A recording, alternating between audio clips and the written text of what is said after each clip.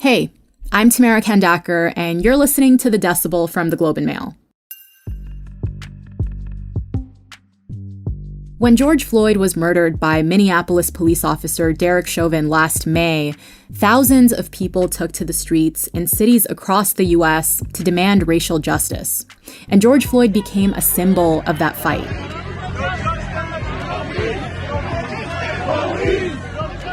The demonstrations went on for months. People of all races and walks of life came together to demand that police officers who kill Black people be held accountable and that police forces be reformed or defunded. Defund the police became a rallying cry, not just in the US, but in many other countries too.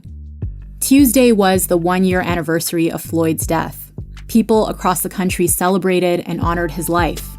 Many also reflected on the progress we've seen on police reform in the last year. There have been some major policy shifts at the state and local level, but in other jurisdictions, change has been way harder to come by.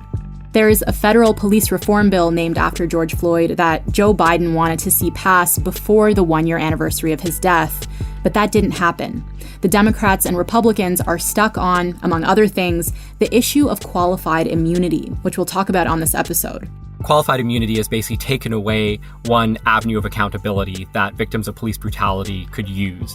Adrian Morrow is the Globe and Mail's U.S. correspondent. He's been based in Washington, D.C. since 2017, and he's been covering police reform efforts over the last year. Today on The Decibel, a year after the death of George Floyd, the status of the fight for police accountability in America. Let's get into it.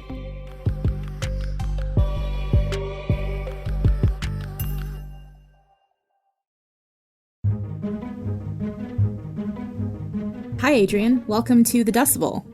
Hi, Tamara. I wonder if you can take me back to the immediate aftermath of the death of George Floyd. We had the biggest racial justice protests since the civil rights movement, not just in the U.S., but internationally, including here in Canada. What kinds of things were people calling for, and what were the promises politicians were making at the time? It was a huge, spectrum of things that people wanted, all the way from sort of basic reforms to police accountability. You had some politicians who were promising defunding. Bill de Blasio in New York, for instance, promoted a budget that promised to cut $1 billion out of the police department. Over this weekend, here at City Hall, my office presented to the City Council a plan that would achieve $1 billion in savings for the NYPD and shift resources to young people, to communities, in a way that would help address a lot of the underlying issues that we know are all the way to the city council in Minneapolis, where George Floyd was murdered, where a majority of councilors basically promised to abolish the police, full stop. Our commitment is to end our city's toxic relationship with the Minneapolis Police Department, to end policing as we know it, and to recreate systems of public safety. And this was kind of in response to all of these protests that were happening across the U.S. And there was just a lot of urgency around this, and it felt like things were definitely going to happen, right? Yeah, absolutely. I mean, you'd had in the years prior to that a lot of different proposals for police reform. One great example was in Colorado. You had in the summer of 2019 where a Black man named Elijah McClain died after the police put him in a chokehold, and then the paramedics injected him with ketamine. It has been 10 months and 9 days since Elijah McClain was murdered, 30 yards from here, standing right. And that basically led to a legislative proposal to ban the use of chokeholds. But that proposal sort of languished for months.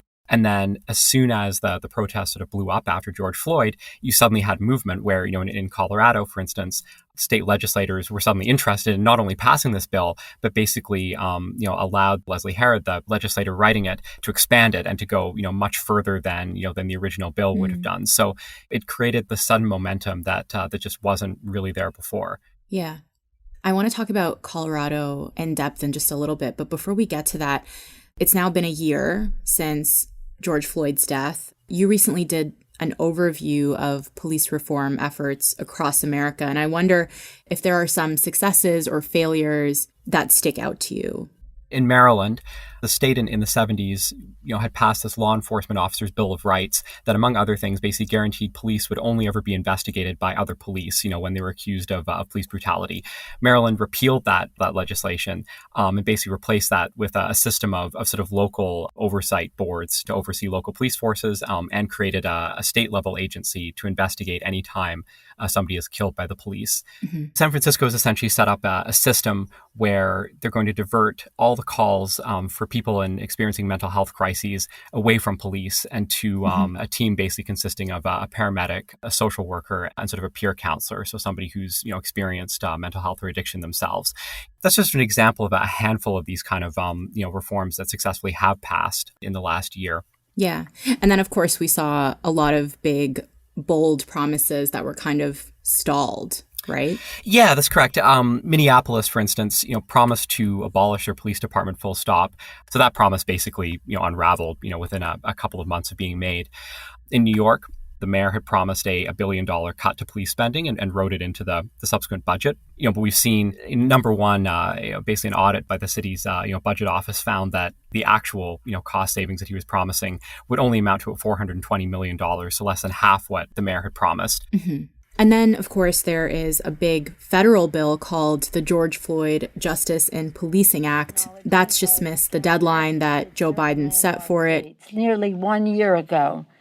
George Floyd gasped his last words, "I can't breathe," and ignited a nationwide reckoning on the racial injustice and police brutality that exists in our country, which is why we will pass and send, we have passed now, we have passed and sent to the Senate and to the President, the George Floyd Justice and Policing Act, so it can become the law of the land. He was calling for it to be passed by the 1 year anniversary of the killing of George Floyd. Can you just give me the top level summary of what that bill is about? Democrats sort of in the wake of George Floyd last year, crafted this fairly wide-ranging bill that, among other things, would get rid of qualified immunity as a defense for police officers, essentially allowing people to sue individual police officers in brutality cases. It would create a national registry of complaints against police. It would, make it easier to prosecute police officers in these cases. And it would also sort of put restrictions on no-knock warrants. So essentially these warrants where the police will be allowed to kind of burst into somebody's house without sort of previously announcing themselves, which was sort of an issue in the Breonna Taylor case. So it's been passed a second time, by the current House, in this Congress. But so far, basically, it hasn't gone anywhere in the Senate because the Senate split 50-50. Right. And I want to come back to why this bill is stuck.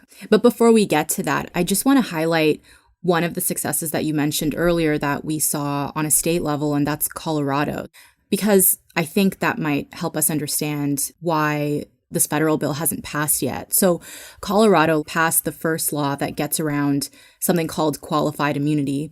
Maybe let's just start with a primer for people on what it is. Yeah, so basically it dates back to 1967, and there was a Supreme Court case where a group of freedom riders, essentially people who were challenging segregation in the South by riding buses, black and white people side by side. A group of these freedom riders was arrested in Jackson, Mississippi, for supposedly breaching the peace. And of course, the charges were thrown out against them. And so the freedom riders sued the local police basically for violating their constitutional rights.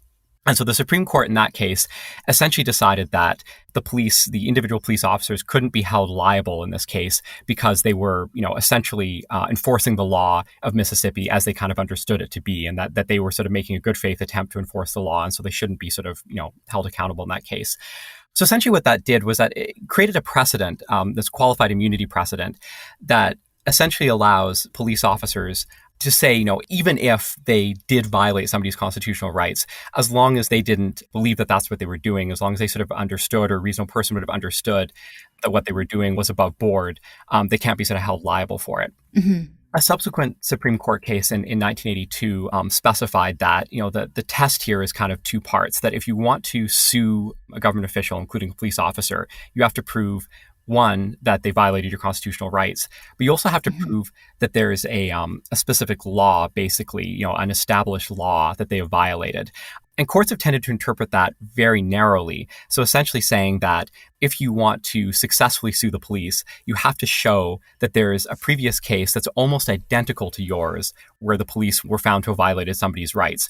And so this creates a little bit of a catch-22 because, courts tend to be the ones that will establish, whether or not this or that action by police violates somebody's rights. But they're reluctant to do that if there's no previous precedent that shows this specific thing has violated somebody's rights. So ending qualified immunity for police officers is something that activists have been calling for years. Why do they think that this is such an important issue? I guess for two reasons. One is that qualified immunity has basically taken away one avenue of accountability that victims of police brutality could use. And so they basically want to get rid of qualified immunity to, I suppose, sort of level the playing field in these court cases and make it easier for people who have been victimized by police to sue them in order to get redress. The second reason I think is deterrence. Basically having police know that if they do something that they're not supposed to, if they violate somebody's constitutional rights, that they can be held personally liable in a court of law. So if the Supreme Court decided that police and other government officials are granted qualified immunity, how did the state of Colorado get around that? What's changed there? So what Colorado did is they basically created a new channel for people to sue the police at the state level in brutality cases. Police can basically be held, individual police officers can be held liable up to about $25,000 in damages if they're found to have violated somebody's rights.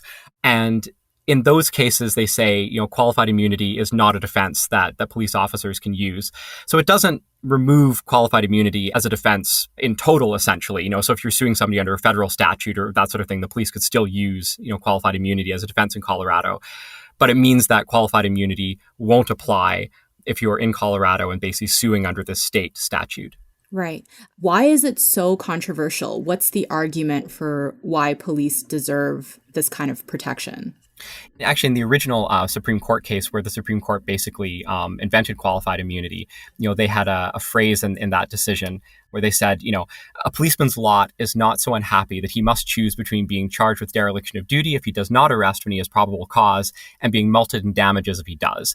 If you're a police officer, do you want to be in this situation where you think, okay, I have to discharge my duty as a police officer and arrest somebody or carry out my duties here or whatever, but I also have to be worried about the potential for being sued over doing this. And is this kind of an impossible, situation to navigate? So that's essentially the argument that if police officers are going to be afraid of being sued all the time, then they might be too afraid to carry out their duties as police officers.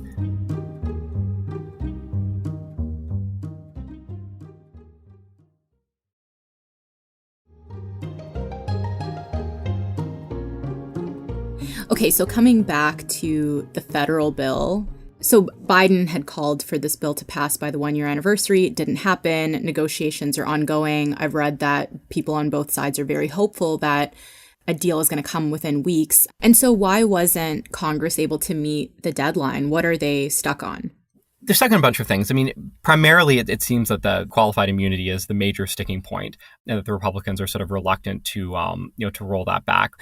The other issue for the Republicans that's kind of made this a more difficult thing to legislate on is the fact that they kind of made, largely because of Donald Trump, they made a tactical choice in last year's election that they weren't going to paint police brutality as sort of the main problem that came out of all the protests last year. And instead, they sort of painted the protests themselves as the problem. On a practical level, qualified immunity seems to have sort of emerged as the sticking point, but it's not really clear to me whether if they can solve qualified immunity, if that actually means that they could get a large number of Republicans or even 10 Republicans in the Senate to support a bill and sort of move it forward, or if this kind of other factor, basically, that, a lot of the Republican base is more mad about protests than they are mad about police brutality, if that's sort of going to hold back a large majority of the Republican caucus from supporting something like this.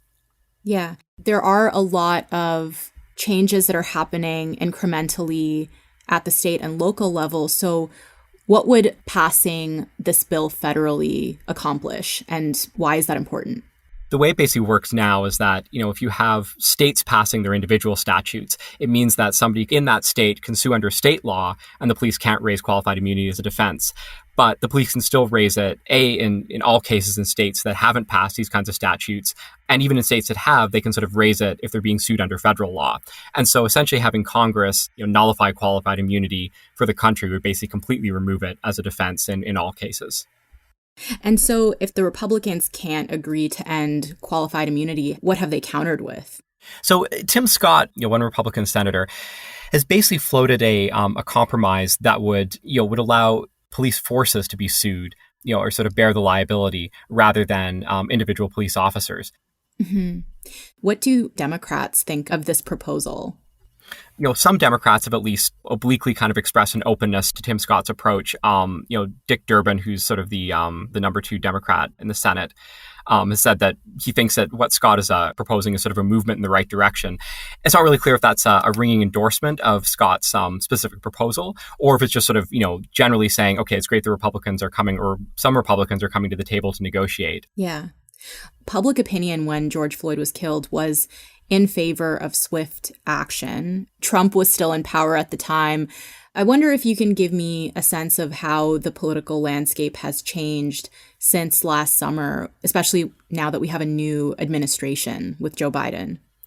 The issue has sort of moved off the front burner to a certain extent, where last summer, what was sort of remarkable in the U.S. is the extent to which a lot of people who, didn't previously seem to be that interested in police reform or were not sort of touched by police brutality issues a lot themselves, sort of became very supportive of changing things. I mean, when Colorado passed its police reform bill last year, there were daily protests outside the legislature with protesters sort of chanting, repeatedly to pass this specific piece of legislation. And so it put a lot of pressure on lawmakers to kind of get things done and to get things done quickly. And a lot of that has dissipated. I mean, I think to a certain extent that actually makes, even though there's a supportive administration in the White House, I think it makes change much harder when lawmakers aren't sort of under pressure from people on their doorstep, every single day, sort of chanting at them to do something. Yeah. I wonder, what have you heard from activists about how they see this past year? A lot of people who are calling for police reform, I think, saw the last year as a watershed. There's one Maryland state senator that I spoke to who basically said, what we passed in Maryland was the largest police accountability measures in the state's history, basically. And this was sort of a major moment.